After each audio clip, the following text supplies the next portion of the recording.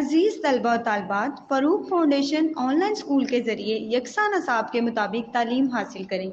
अगर हमारी वीडियोस पसंद आएँ तो चैनल को सब्सक्राइब करें और दोस्तों के साथ शेयर करें और बेल आइकन को लाजमी दबाएं ताकि आइंदा आने वाली तालीमी वीडियोस आप हासिल कर सकें। अस्सलाम वालेकुम बच्चों, उम्मीद है कि आप सब खैरियत से होंगे, ठीक होंगे। तो बच्चों, आज के लेक्चर की तरफ बढ़ने से पहले हम लोगों ने जो अपने पिछले लेक्चर में जो भी पढ़ा था उसको रिवाइज़ कर लेते हैं, ठीक है। अच्छा बच्चों, तो हम लोगों ने क्या किया था, हम लोगों ने रीडिंग की थी और सवाल जवाब किए थे, ठीक है। अब मैं आपको ये रीडिंग एक बार फिर से करके बताती हूँ। अफ्रीका के एक जंगल में एक नन्हा मुन्ना हाथी अपने माँ बाप के साथ रहता था। नन्हा मतलब छोटा, ठीक है। वो सारा दिन दरख्तों के पत्ते चबाता घूमता फिरता था। शाम को किसी तालाब या नदी नाले से पानी पीकर अपनी प्यास बुझा लेता था। एक शाम उसके माँ बाप उसे दरिया पर ले गए। दरिया के बारे में उसने अपने बड़ों से बहुत कुछ सुन रखा था, लेकिन कभी जाने का मौका नहीं मिला था। आज पहली दफ़ा दरिया की तरफ जाते हुए वो बहुत खुश था। वो रास्ते में उछलता कूदता और अटखेलियाँ करता जा रहा था। वो जब दरिया पर पहुंचा तो उसने अजीब मंजर देखा। हाथी दरिया में नहा रहे थे, सूंड में पानी भर भर कर एक दूसरे पर फेंक रहे थे। नन्हा हाथी पहले दरिया के किनारे खड़े होकर हैरत से इस मंजर को देखता रहा। दूसरे हाथियों ने उसे खुशामदीद कहा और अपने साथ शामिल होने की दावत दी। नन्हा हाथी आहिस्ता आहिस्ता कम पानी वाली जगह पर दरिया में उतरा और बाकी हाथियों के साथ खेलने लगा। थोड़ी ही देर में वो इनके साथ घुल मिल गया। वो अपनी सूंड में पानी भरकर इन हाथियों पर फेंकता, वो हाथी इस पर फेंकते। नन्हे हाथी को इस बात से बड़ा एतमाद मिला। जब सूरज गुरूब होने लगा तो हाथी दरिया के किनारे जमा होकर उस खूबसूरत मंजर को देखने लगे। नन्हे हाथी ने भी सूरज को देखा, लेकिन तेज़ रोशनी की वजह से उसकी आंखें चुंधिया गई। इसलिए उसने हाथियों की तरफ देखना शुरू कर दिया। वो सोचने लगा, मैं भी तो बड़े हाथियों जैसा हूँ, क्या हुआ अगर मैं उम्र में इनसे छोटा हूँ, ठीक है। अच्छा, नेक्स्ट पेज पे आ जाएं आप लोग।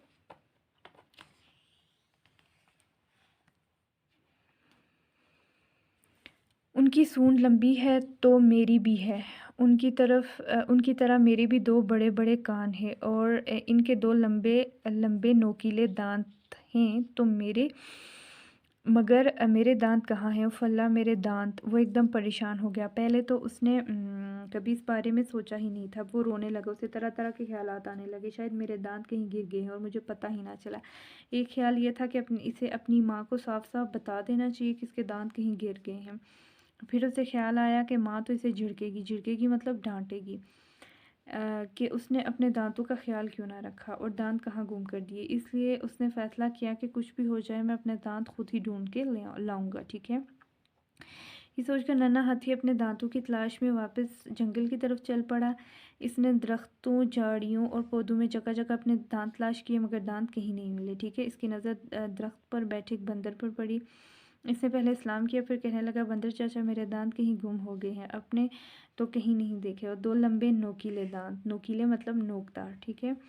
नहीं नन्हे मियाँ, मैंने तुम्हारे दांत कहीं नहीं देखे। इतना कहकर बंदर ने छलांग लगाई और एक और शाख पर चढ़ गया। नन्हा हाथी आगे चल पड़ा। आगे जाकर उसे ज़राफ़ा मिला। उसने ज़राफ़े को सलाम किया और पूछा, ताया ज़राफ़ा, आपने मेरे दो लंबे नोकीले दांत तो नहीं देखे, मुझसे गुम हो गए हैं? ज़राफ़े ने गर्दन को बुलंद करके वही जवाब दिया जो बंदर ने दिया था। नन्हा हाथी फिर चल पड़ा। अब उसे एक शेर नज़र आया। इसने शेर को सलाम किया, फिर पूछा, शेर दादा, आपने मेरे दो लंबे नोकीले दांत तो नहीं देखे, मुझसे कहीं गुम हो गए हैं? शेर ने कहा, मुन्ने, मैंने तो तुम्हारे दांत कहीं नहीं देखे, लेकिन कैसे गुम हो गए हैं? तुमने पहले ख्याल क्यों ना रखा? रात हो चुकी थी, अंधेरा बढ़ गया था। नन्हा हाथी थक चुका था। शेर की बात ने उसे मज़ीद परेशान कर दिया। उसने अपने दिल में कहा, अब मुझे वापस जाकर माँ को सब कुछ बता देना चाहिए। सोचकर नन्हा हाथी वापस घर की तरफ चल पड़ा। माँ बड़ी बेचैनी के साथ इसका इंतज़ार कर रही थी। जब वो घर पहुँचा तो माँ ने पहले इसके माथे पर बोसा दिया। बोसा देना, चूमना, ठीक है, प्यार करना। फिर पूछा, मेरे बेटे, तुम अब तक कहाँ थे? इतनी देर क्यों कर दी? नन्हे हाथी ने डरते डरते माँ से कहा, मेरे दोनों दांत कहीं गुम हो गए हैं। मैं इन्हें पूरे जंगल में ढूंढ आया हूँ, मगर कहीं नहीं मिले। माँ ने हैरत से इसकी तरफ देखा और कहा, तुम्हारे दांत खो गए हैं? कौन से दांत? नन्हे हाथी ने रोनी सी शक्ल बनाकर कहा। रोनी सी शक्ल मतलब रोने वाली सूरत, ठीक है। मेरे दो लंबे लंबे नोकीले दांत, मैंने इन्हें हर जगह तलाश किया, उन्हें हर जगह तलाश किया, मगर मुझे कहीं नहीं मिले।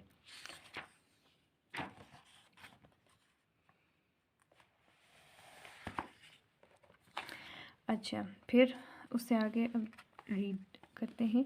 हथनी ने अपनी सूंड उसकी गर्दन में, ये ठीक है, उसकी गर्दन में डालकर उसे अपने करीब किया। फिर एक ज़ोरदार कहका लगाया। कहका सुनकर परिंदे अपने घोंसलों से बाहर निकल आए और इर्द गिर्द के जानवर अपनी जगहों पर खड़े हो गए। फिर हाथी ने कहा, मेरे प्यारे बेटे, तुम बच्चे तमाम बच्चे दांतों के बगैर ही पैदा होते हैं। जैसे जैसे बड़े बच्चे होते जाते हैं, जैसे जैसे बच्चे बड़े होते जाते हैं दांत निकलना शुरू हो जाते हैं और एक दिन इतने बड़े हो जाते हैं कि नज़र आने लगते हैं। इसलिए मेरे भोले बेटे, जब तुम बड़े हो जाओगे तो ये दांत तुम्हारे मुंह में खुद ही निकल आएंगे। नन्हा हाथी हैरत से बोला, ओहो, मुझे तो इस बात का पता ही नहीं था। दोनों माँ बेटा इस बात पर हंस पड़े और देर तक हंसते रहे। अच्छा, अब हमने इससे क्या समझा है? ठीक है, पहली बात हमने अभी इसको रीड किया है। नन्हा हाथी दरिया की तरफ जाते क्यों खुश था? क्योंकि वो पहली बार दरिया की तरफ जा रहा था। नन्हे हाथी को अपने दांतों का ख्याल कैसे आया? तो अभी हमने पढ़ा है कि नन्हे हाथी ने जब बड़े हाथियों को देखा तो उसे अपने दांतों का ख्याल आया। दांतों के बारे में अपनी माँ से बात करते वक्त नन्हा हाथी क्यों डर रहा था? क्योंकि उसे ये डर था कि उसकी माँ उसे झिड़केगी, उसे डांटेगी और उसे कहेगी कि उसने अपने दांतों का ख्याल क्यों ना रखा। नन्हे हाथी ने शेर से क्या पूछा और शेर ने क्या जवाब दिया? तो शेर से क्या पूछा था कि आपने मेरे दांत तो नहीं देखे? तो शेर ने क्या कहा? नहीं, मैंने तुम्हारे दांत नहीं देखे, तुमने अपने दांतों का ख्याल क्यों ना रखा। आप नन्हे हाथी की जगह होते तो क्या करते? तो अगर मैं नन्हे हाथी की जगह होता तो मैं क्या करता कि पहले अपनी वालिदा से पूछता कि मेरे दांत कहाँ हैं, फिर तलाश करता। ठीक है।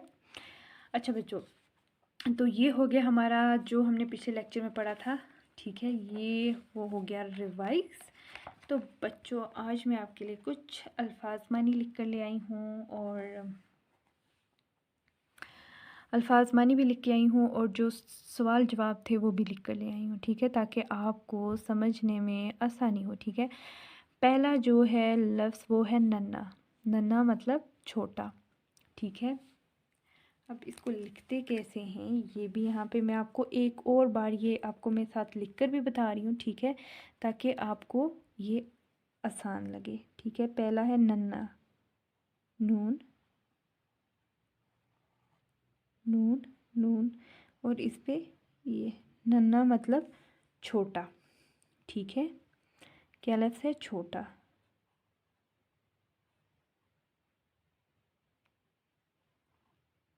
छोटा। ठीक है, अटखेलियाँ करना, नाज और नखरा करना, शोखियाँ दिखाना। ठीक है, अटखेलियाँ कैसे लिखेंगे?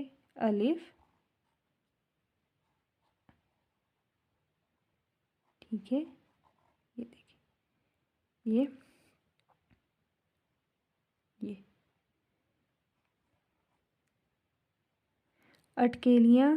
अटखेलियाँ करना, नाज और नखरा करना, शोखियाँ दिखाना। ठीक है, अब नाज और नखरा। ठीक है, तो यहाँ पे मैं लिख लेती हूँ, बल्कि यहाँ पे मैं ये नाज और नखरा जो लफ्ज़ है इसको मैं यहाँ पे लिख रही हूँ, यहाँ पे लिख लेती हूँ, नाज ओ नून हे रे है। ठीक है, नून हे रे है, नाज और नखरा। ठीक है, ये जो नुक्ता है ये, ठीक है, ये आपने यहाँ डालना है। ठीक है, नाज और नखरा। नखरा वर्ड में एक बार फिर यहाँ पे लिख रही हूँ, ये नून, ये हे रे है, इस तरह से नखरा लफ्ज़ लिखते हैं। ठीक है, ये हो गया नाजो नखरा करना, शोखियाँ दिखाना। ठीक है, शोखियाँ इस तरह से लिखते हैं, शीन वाव हे ये अलिफ नून गुन्ना। ठीक है, ये हो गया शोखियाँ। अच्छा, उसके बाद है बेचैनी मतलब बेआरामी, परेशानी। बेचैनी, बेचैनी का क्या मतलब है? बेआरामी। ठीक है, बेआरामी, और दूसरा क्या है? परेशानी।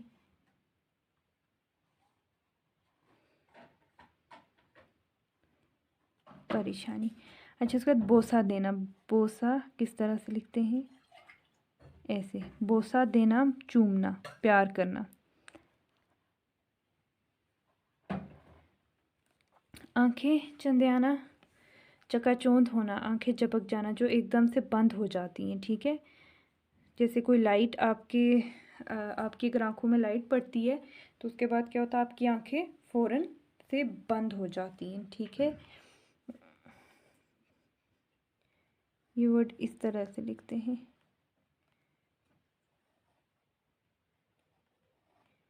चुंदियाना, ठीक है, आप बुक में देखना चे के ऊपर ये पेश भी है।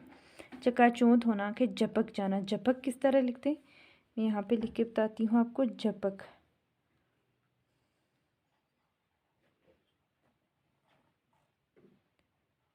ये हो गया झपक। ठीक है, अच्छा, रोनी सूरत, रोने वाली शक्ल, ये हो गया रे वाओ नून, ये रोनी सूरत, स्वाद पेश वाओ रे ते, रोने वाली शक्ल। हैरत, हैरानी, ताज्जुब, अब ताज्जुब किस तरह से लिखते हैं, मैं यहाँ पे लिख रही हूँ ते आइन जीम बे, ताज्जुब। ठीक है, ये अल्फाज मैंने इसलिए यहाँ पे आपके लिए लिख रही हूँ ताकि आपको समझ आ जाए कि अल्फाज किस तरह से लिखे जाते हैं। हैरत का क्या मतलब होता है, हैरानी और ताज्जुब। नोकीले, नोकीले,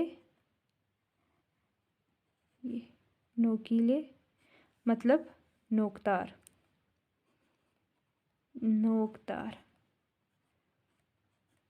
ठीक है, अच्छा बच्चों, अब जो हमारा जो पहला सवाल था उसका जवाब मैंने ये लिखा है कि नन्हा हाथी पहली बार दरिया पर जा रहा था इसलिए वो खुश था। ठीक है, तो अब हमारा पहला सवाल क्या था वो भी मैं आपको बता देती हूँ। ठीक है, ताकि आपको इस तरह से ज़्यादा आसानी होगी। नन्हा हाथी दरिया की तरफ जाते हुए क्यों खुश था, तो उसका जवाब क्या है कि नन्हा हाथी पहली बार दरिया पर जा रहा था इसलिए वो खुश था।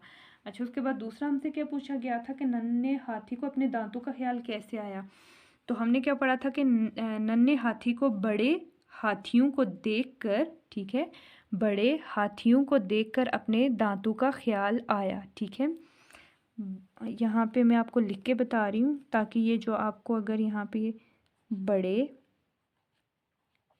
हाथियों किस तरह लिखेंगे, हे अलिफ दो आंखों वाली, थे ये वाओ नून होना। ठीक है, हाथियों को देखकर अपने दांतों का ख्याल आया। अच्छा, उसके बाद तीसरा सवाल क्या था कि दांतों के बारे में अपनी माँ से बात करते वक्त नन्हा हाथी क्यों डर रहा था। दांतों के बारे में अपनी माँ से बात करते वक्त नन्हा हाथी इसलिए डर रहा था क्योंकि वो समझ रहा था कि उसके दांत गुम हो गए हैं और इस बात पर उसको माँ झिड़केगी। ठीक है, झिड़केगी मतलब डांटेगी, उस पर गुस्सा करेगी कि उसने अपने दांतों का ख्याल क्यों ना रखा। अच्छा, उसके बाद सवाल था कि नन्हे हाथी ने शेर से क्या पूछा और शेर ने क्या जवाब दिया। तो नन्हे हाथी ने शेर से पूछा, शेर दादा आपने मेरे दो लंबे नोकीले दांत तो नहीं देखे, मुझसे कहीं गुम हो गए हैं। शेर ने कहा, मुन्ने मैंने तो तुम्हारे दांत कहीं नहीं देखे, लेकिन कैसे गुम हो गए तुमने पहले ख्याल क्यों ना रखा। ठीक है, अब अगला सवाल क्या है, जी जनाब, तो अगला सवाल क्या था हमारे पास, लास्ट था, आप नन्हे हाथी की जगह होते तो क्या करते। अगर मैं नन्हे हाथी की जगह होता तो पहले अपनी माँ से पूछता कि मेरे दांत कहाँ हैं, फिर तलाश करता।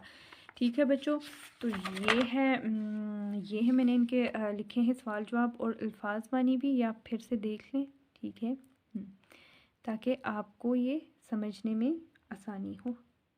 ठीक है, कि ये मैंने इसलिए लिखे ताकि आपको पता चले कि इसका हमने जवाब किस तरह से लिखना है। ठीक है, अगर आपको ये पेपर में इसका सवाल आता है तो इसका जवाब आप किस तरह से देंगे। ठीक है, अच्छा बच्चों, तो मैं एक बार खुलासा इसका बयान कर देती हूँ। ठीक है, ताकि आपको याद रहे इसका खुलासा। अफ्रीका के एक जंगल में एक छोटा हाथी अपने वालिदैन के साथ रहता था। वो सारा दिन दरख्तों के पत्ते चबाता और किसी नदी नाले से पानी पीकर अपनी प्यास बुझाता। एक शाम इसके वालिदैन इसे दरिया पर ले गए।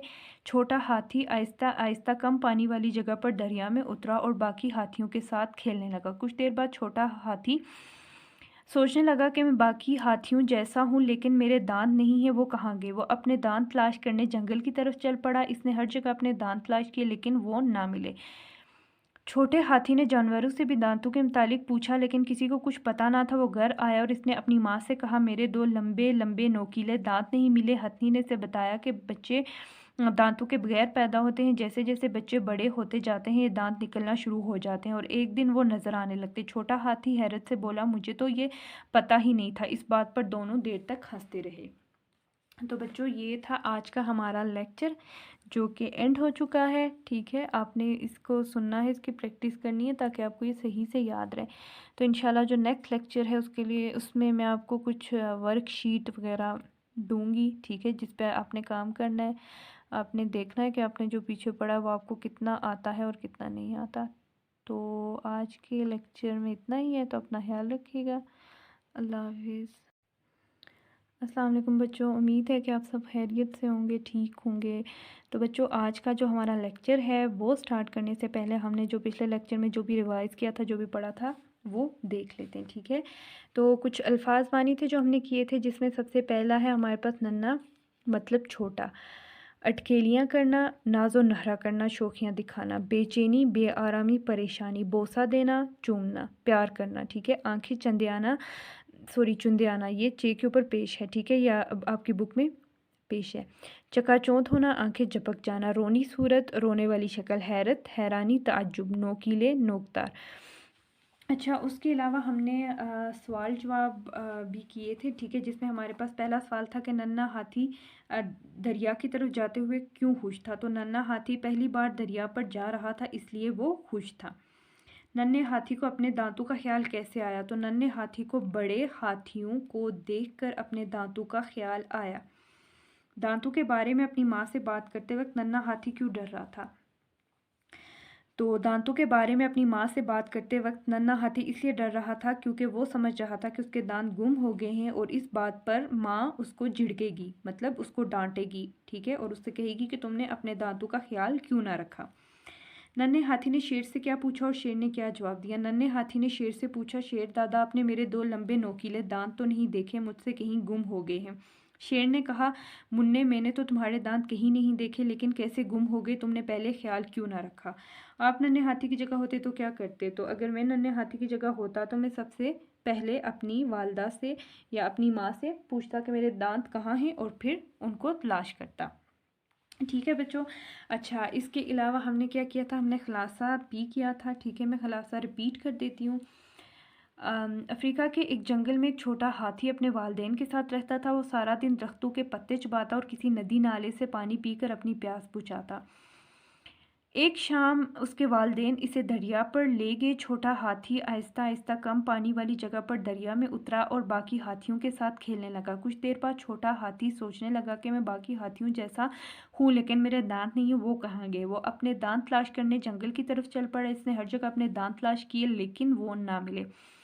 छोटे हाथी ने जानवरों से भी दांतों के मुतालिक पूछा, लेकिन किसी को कुछ पता ना था। वो घर आया और इसने अपनी माँ से कहा कि मेरे 2 लंबे लंबे नोकीले दांत नहीं मिले। हथनी ने इसे बताया कि बच्चे दांतों के बगैर पैदा होते हैं, जैसे जैसे बच्चे बड़े होते जाते हैं ये दांत निकलना शुरू हो जाते हैं और एक दिन वो नज़र आने लगते। छोटा हाथी हैरत से बोला, मुझे तो ये पता ही नहीं था। इस पर दोनों देर तक हंसते रहे। अच्छा बच्चों, तो ये क्या था, ये था कि खुलासा था।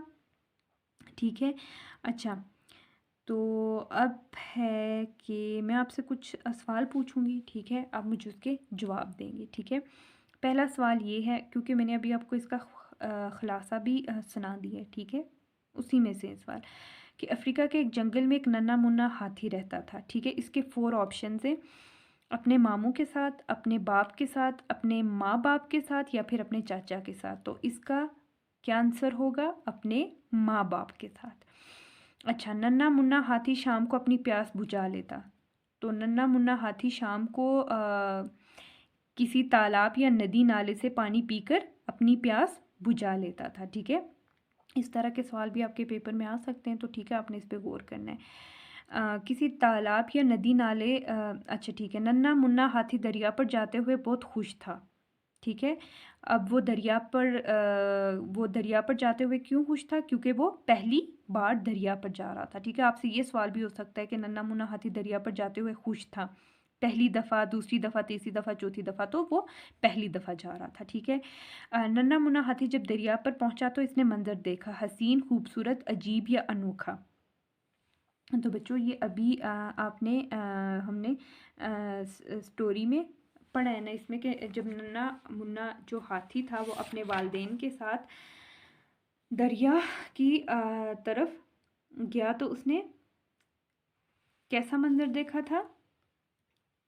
उसने अजीब मंजर देखा था। ठीक है, तो इसका क्या जवाब होगा? उसने अजीब मंजर देखा। ठीक है, इस तरह का भी सवाल आपसे आ सकता है कि आपको मतलब जैसे आपको एक सवाल देते हैं कि नन्हा मुन्ना हाथी जब दरिया पर पहुंचा तो इसने मंजर देखा हसीन, खूबसूरत, अजीब, अनोखा। अब आपने इसमें से सही वाला चुनना है। तो सही वाला क्या था? अजीब था। नन्हा हाथी कम पानी वाली जगह पर दरिया में उतरा, जल्दी जल्दी, आहिस्ता आहिस्ता, फौरन, ये झट से। ठीक है, तो इसका क्या जवाब होगा? आहिस्ता आहिस्ता। अच्छा, चलें जी, ये हो गया हमारे सवाल जवाब हो गए। ठीक है, अब बच्चों मैं आपके लिए आज कुछ वर्कशीट्स ले आई हूँ। ठीक है, जिनको हमने सॉल्व करना है। अच्छा बच्चों, तो हमने एक चीज़ पढ़ी थी, वो क्या था? हरूफ जार। ठीक है, तो ये मैंने यहाँ पे ऊपर लिखा हुआ भी है। जो हरूफ एक लफ्ज़ का दूसरे लफ्ज़ से ताल्लुक़ कायम करके जुमला मुकम्मल करते हैं, इन्हें हरूफ जार कहा जाता है। मसलन तक, ने, ऊपर, नीचे, अंदर, बाहर, में, पर, से, आगे, दरमियान वगैरह। ठीक है, अब इस पे मैंने आपको कुछ फिलिंग द ब्लैंक्स यहाँ पर दी हैं। ठीक है, जिसको हमने, ये जो अल्फाज थे इनकी मदद से हमने इनको फिल करना है। ठीक है, अब पहला जो है वो है कलम, फिर डैश लिखो। तो यहाँ पे क्या आएगा? कलम, कौन सा वर्ड यूज़ हो रहा है? से। ठीक है, कलम से लिखो। अपनी पढ़ाई डैश तवज्जो दो। ठीक है, तो अपनी पढ़ाई, कौन सा लफ्ज़ आएगा? अपनी पढ़ाई पर तवज्जो दो। हाथी दरिया डैश नहा रहे थे। ठीक है बच्चों, तो ये जो सवाल है ये अभी आपने स्टोरी में पढ़ा है। तो इसका आप मुझे जवाब देंगे। हाथी दरिया में, यहाँ पे क्या आएगा? में नहा रहे थे। हाथी दरिया में नहा रहे थे। सूंड डैश पानी भर भर कर एक दूसरे डैश फेंक रहे थे। ठीक है, अब यहाँ पे क्या आता है कि सूंड में, यहाँ पे भी क्या आएगा? में आएगा। सूंड में पानी भर भर कर एक दूसरे पर, ठीक है, एक दूसरे पर फेंक रहे थे। पे रे। ठीक है, ये हो गया एक दूसरे पर फेंक रहे थे। ठीक है, अब आपने हरूफ जार जो हैं ये आपने याद रखने के हरूफ जार क्या होते हैं और ये किस तरह से इस्तेमाल होते हैं। अच्छा, बिल्ली मेज़ के डैश है। बिल्ली मेज़ के नीचे, यहाँ पे क्या आएगा? नीचे है।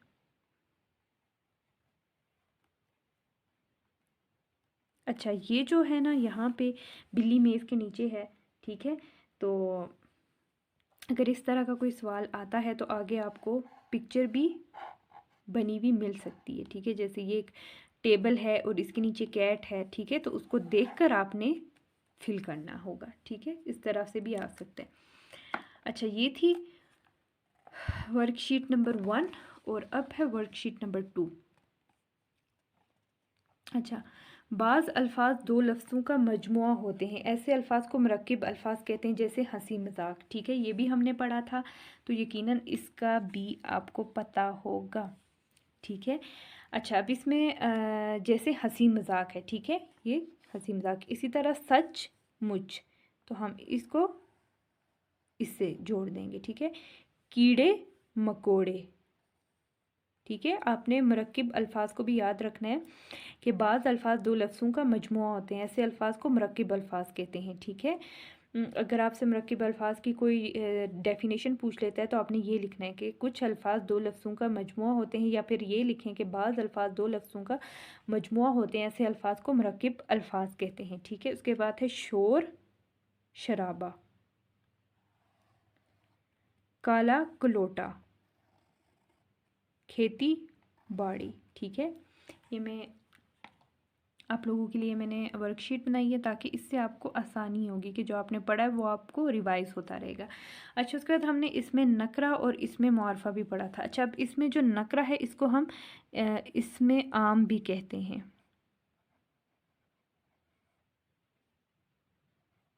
इसम आम भी कहते हैं। ठीक है, इसमें मारफा को हम इसमें ख़ास भी कहते हैं। ठीक है, ख़ास। ठीक है, तो बच्चों इसकी जो डेफिनेशन है वो भी मैंने आपको बताई थी कि इसमें मारफा क्या होता है और इसमें नकरा क्या होता है, ठीक है। ऐसा इसम जो किसी ख़ास जगह, शख्स या चीज़ के लिए बोला जाए, इसमें मार्फा कहलाता है। और वो इसम जो किसी आम जगह, शख्स या चीज़ के लिए बोला जाए, इसे इसमें नकरा कहते हैं, ठीक है। अब यहाँ पे ये जो अल्फाज दिए गए हैं, इसमें हमने इसमें नकरा को जो अल्फाज इसमें नकरा में आते हैं हमने वो यहाँ पे लिखने, और जो इसमें मार्फा हैं उनको हमने यहाँ पे लिखना है। जैसे मुज़फ़्फ़राबाद है तो ये क्या है, इसमें मार्फा, इसमें ख़ास है, ठीक है। तो हम यहाँ पे मुज़फ़्फ़राबाद लिख लेंगे,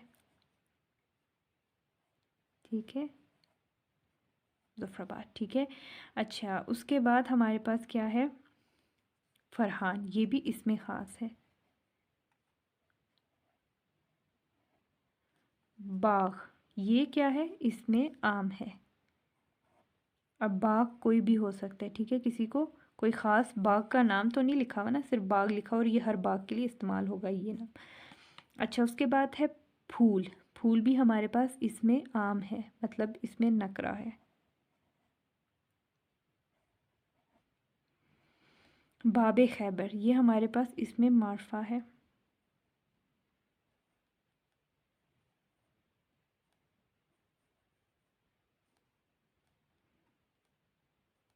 बाबे खैबर।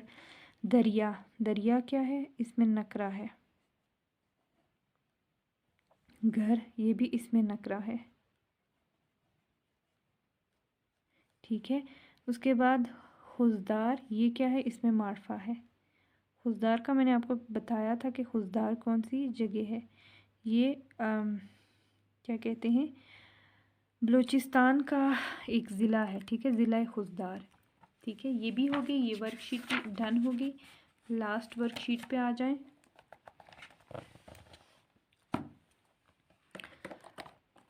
अच्छा, ये है लास्ट वर्कशीट है, ठीक है, जिसमें कुछ अल्फाज मुतसाद हैं और कुछ मुज़क्किर मोनिस हैं। अच्छा, अल्फाज मुतसाद भी हमने पढ़े और मुज़क्किर मोनिस भी हमने पढ़ा है। बहादुर का मुतसाद क्या होगा, बुज़दिल।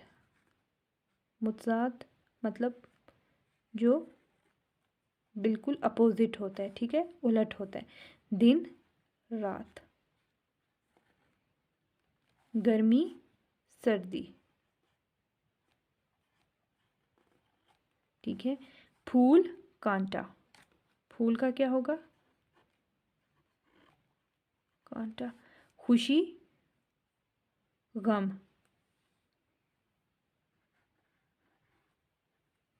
इंसान हैवान।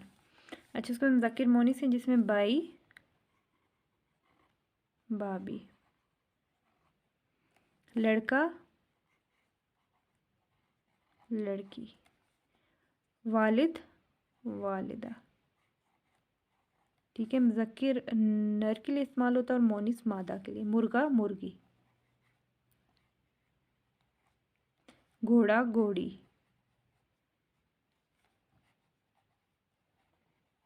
ठीक है। ये हो गए थे जी जनाब आपके मुज़क्किर मोनिस। तो बच्चों ये थी वर्कशीट्स, ठीक है, जो मैंने आपके लिए बनाई थी, ताकि आपने जो पिछले लेक्चर में जो भी पढ़ा है वो आपको अच्छे से याद रहे, ताकि वो आप बार बार भूलें नहीं, ठीक है। तो आपने ये याद रखना है कि हुरूफ जार किसको कहते हैं, उसके बाद हम मरकब अल्फाज कौन से होते हैं, ठीक है। उसके अलावा मुज़क्किर मोनिस जो हमने पढ़े, जो अभी जिसकी वर्कशीट मैंने आपके लिए बनाई थी वो थे हकीकी मुज़क्किर मोनिस, और एक हमने पढ़े थे गैर हकीकी मुज़क्किर मोनिस।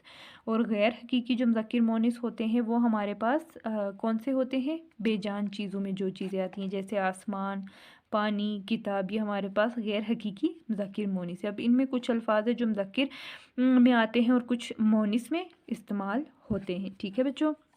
अच्छा, तो उसके अलावा इसमें मार्फा और इसमें नकरा भी हमने पढ़ा, तो इसमें मार्फा इसमें ख़ास और इसमें नकरा इसमें आम है, ठीक है। अच्छा, ये भी आपने याद रखना है। और उसके अलावा हमारी जो आज की थी स्टोरी वो थी क्या था, नन्ना हाथी, ठीक है, सबक नंबर 5 था, जो कि हमारा कंप्लीट हो चुका है। इसके अल्फाज मानी भी आपने याद रखने हैं, नन्ना छोटा, अटखेलियाँ करना, नाज़ो नखरा करना, शोखियाँ दिखाना, बेचैनी, बेआरामी, परेशानी, बोसा देना, चूमना, आँखें चुंधियाना, चकाचौंध होना, आँखें झपक जाना, एकदम से बंद हो जाना, रोनी सूरत, रोने वाली शक्ल, हैरत, हैरानी, नोकीले, नोकदार, हैरत का आप दो मतलब भी लिख सकते हैं, एक हैरानी और एक ताज्जुब, ठीक है। ये मैंने कुछ के दो दो मतलब लिखे हैं आपके लिए, ताकि आपको ये समझने में आसानी हो, ठीक है बच्चों। तो आज का जो हमारा लेक्चर है वो यहाँ पे एंड हो रहा है। हमारा सबक नंबर 5 लेसन नंबर 5 जो है, ठीक है, ये एंड हो चुका है। इंशाल्लाह नेक्स्ट जो हमारा लेक्चर है उसमें हम सबक नंबर 6 जो है, सबक नंबर 6 लेसन 6 हम स्टार्ट करेंगे, सेहत और सफाई, ठीक है। तो आपने इसकी प्रैक्टिस करनी है, बिल्कुल भी कंफ्यूज नहीं होना, परेशान नहीं होना, इसलिए मैंने आपके लिए लिख के भी लाया ताकि आपको समझने में आसानी हो, ठीक है। तो आज के लिए इतना ही, अपना ख्याल रखिएगा, अल्लाह हाफिज़।